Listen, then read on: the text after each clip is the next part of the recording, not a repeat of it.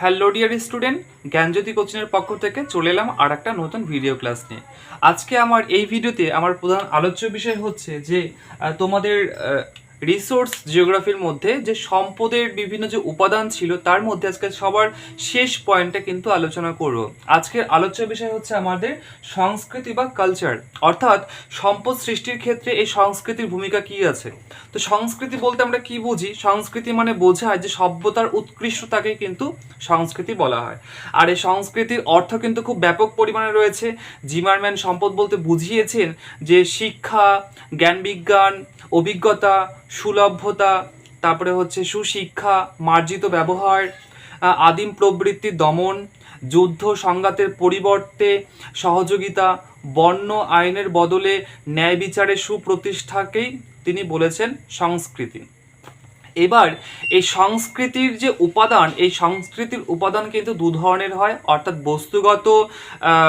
বস্তুগত হচ্ছে আমাদের সম্পদ সংস্কৃতি, আর হলো অবস্তুগত সংস্কৃতি।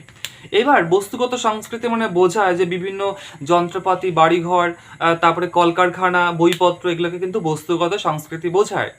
আর অবস্তুগত কোনগুলো, যেমন যেগুলো শিক্ষা, জ্ঞান, ন্যায় বিচার, দক্ষতা, এগুলো কিন্তু আমাদের অবস্তুগত সম্পদ হিসাবে বোঝায়। এবার এই সম্পদ সৃষ্টির ক্ষেত্রে সংস্কৃতির ভূমিকা কিন্তু অপরিসীম, অর্থাৎ মানুষ বিভিন্ন যন্ত্রপাতি দিয়েই কিন্তু সম্পদ তৈরি করে, আর এই যন্ত্রপাতিগুলো কিন্তু মানুষ তার বুদ্ধি বা প্রযুক্তির সাহায্যে কিন্তু তৈরি করছে। তো এই যে সম্পদ বা সম্পদের ক্ষেত্রে যে রিসোর্সের ক্ষেত্রে যে সংস্কৃতি, এর গুরুত্ব কিন্তু অপরিসীম। কারণ কি, মানুষ পৃথিবীতে যেসব প্রাকৃতিক সম্পদ রয়েছে সেই প্রাকৃতিক সম্পদগুলো কিছুগুলো ছাড়া বেশিরভাগ সম্পদ কি করেছে মানুষ প্রকৃতি থেকে নিয়ে, সেটাকে কিন্তু মানুষ তার জ্ঞান বুদ্ধি অর্থাৎ প্রযুক্তি, মানুষ তার বিবেকবোধকে কাজে লাগিয়ে অর্থাৎ সংস্কৃতিকে কাজে লাগিয়ে কিন্তু সম্পদগুলোকে তৈরি করেছে।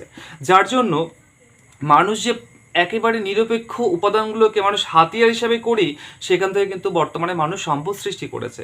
আর এই সম্পদ সৃষ্টির ক্ষেত্রে কিন্তু মানুষের ভূমিকা সব থেকে উল্লেখযোগ্য, যেটা কিন্তু আগের ভিডিওতে বলা হয়েছে।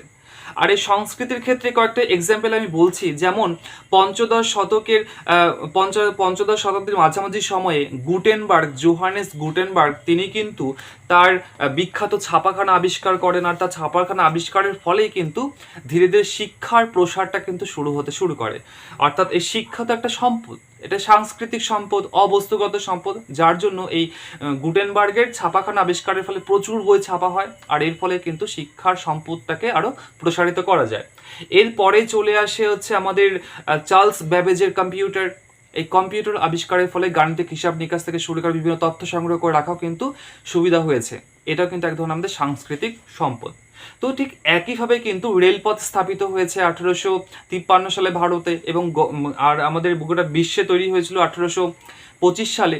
তো এই যে রেল লাইন আবিষ্কারের ফলেও কিন্তু বা প্রতিষ্ঠার ফলেও কিন্তু সংস্কৃতির প্রসার বা যোগাযোগটা কিন্তু অনেক দ্রুত লাভ করতে থাকে। তো সেই ক্ষেত্রে দেখা যায় যে এই সংস্কৃতির ক্ষেত্রে কিন্তু অন্যতম গুরুত্বপূর্ণ ভূমিকা পালন করছে বিভিন্ন যন্ত্রপাতি, বিভিন্ন যন্ত্রাংশ, এগুলোই।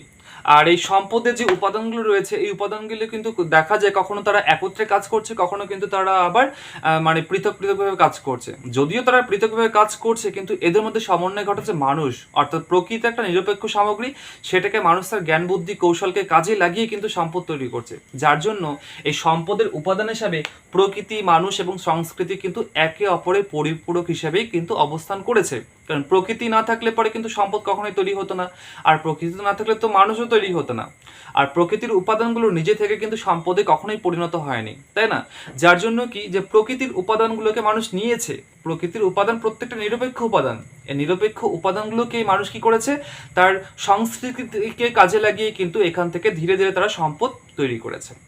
ঠিক আছে, তো এই ছিল সম্পদের উৎপাদনের বা সম্পদের যে আমাদের সম্পদের যে উপাদান রয়েছে, এই উপাদানের ক্ষেত্রে সংস্কৃতি বা কালচারের ভূমিকা। ভিডিওটা ভালো লাগলে অবশ্যই লাইক, কমেন্ট, শেয়ার করবে। আর আমাদের কিন্তু অলরেডি অনলাইন ব্যাচের ক্লাস শুরু হয়ে গেছে। তোমরা যারা যোগাযোগ করতে চাইছো আমাদের সঙ্গে যোগাযোগ করতে পারো। আমাদের সেন্টারে হেল্পলাইন লাইন নাম্বার দেওয়া রয়েছে 6295916282 অথবা 7076398606, এই নাম্বারে কিন্তু যোগাযোগ করতে পারো।